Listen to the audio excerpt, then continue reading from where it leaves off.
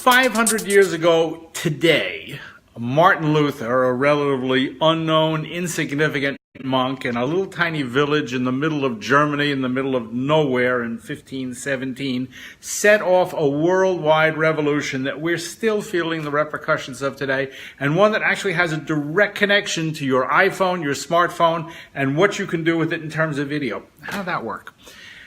In 1517, on October 31st, 1517, Martin Luther, this insignificant monk from the little town of Wittenberg, went to his cathedral and posted on the door the 95 Theses. He had written out 95 complaints he had with the Catholic Church and the Pope. He didn't like the selling of indulgences. He didn't like the Pope's power. He didn't like the power of the Catholic Church over average people. He was essentially annoyed with everything that was the foundation of what was then European culture. Now, if he had only posted his 95 Theses on the door of the cathedral, he probably would have been tried, arrested, and burned alive. That's what they tended to do with people like that. They didn't like this kind of stuff, or at least he would have been excommunicated.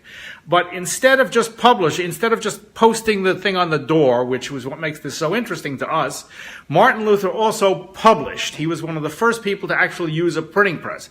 The printing press had been invented by Gutenberg in 1452, which was not so long ago in medieval Europe. Things didn't go very fast in nearby Mainz, Germany. And Luther had heard about the press.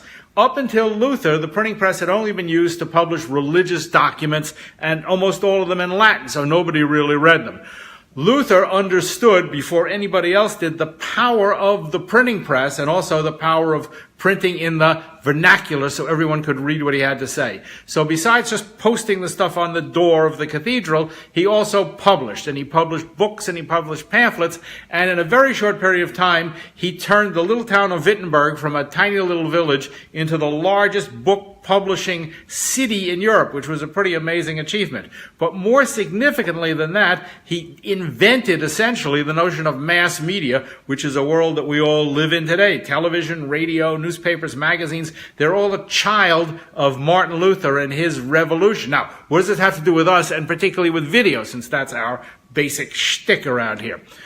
The printing press, married to Luther's idea, blew up Europe.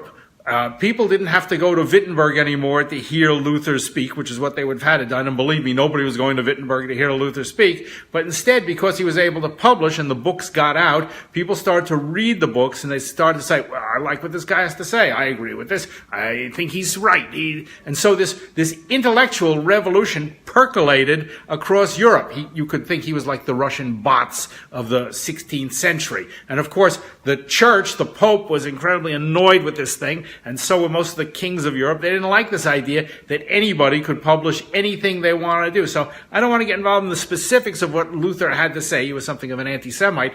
But I'm really interested in the impact that marrying his ideas to this new piece of technology had. Because what it effectively did was it shattered the world that was in existence up until then. The Catholic Church, which had been the core and the center of all of European life, was split in half, and then a million other pieces as more and more of these little sects began to fragment off, all driven by Luther's idea, married to the printing press, which made the ideas universal. You could think of him as Facebook and Twitter and Instagram of the 16th century, which essentially was. No one had ever done this before. Beyond that, the power of the kings also began to be shattered as this notion that people were free to publish the ideas that they wanted to publish. It percolates all the way down to the present day. The American Constitution is a written document and a published document, largely as a child of what Luther did in his publications at Wittenberg. And the very first amendment of the Constitution says Congress will make no law abridging a free press, because the people who wrote that document understood the foundation of a free society is a free press. And we all laud this idea of freedom of the press. We talk about it all the time. Now, The fact is that we don't live in a world of print anymore. We live in a world of video. The average American spends 19 minutes a day reading and 5 hours a day watching television. And God knows how much time they spend watching videos like this online. So it's really no longer a world of print. It's now a world of video. The difference is that while we have a free press in terms of print, we do not have yet a free press in terms of video, because as the printing press in medieval Europe was controlled by the church and by the kings, the video press in this country is controlled by NBC, CBS, CNN, MSNBC, Fox, you name it. They control what you get to see. And Donald Trump, whatever you think of him, he is not essentially wrong when he goes fake news, fake news, fake news. It's not so much that it's fake news, but it's a very controlled kind of news, because these giant media corporations like Mr. Murdoch, who does Fox News, they decide what you get to see. Now, what makes this interesting and why it's so relevant today on the 500th anniversary of Martin Luther is that what the printing press was for Luther, the iPhone and the smartphone is for video. Because the smartphone and the iPhone are essentially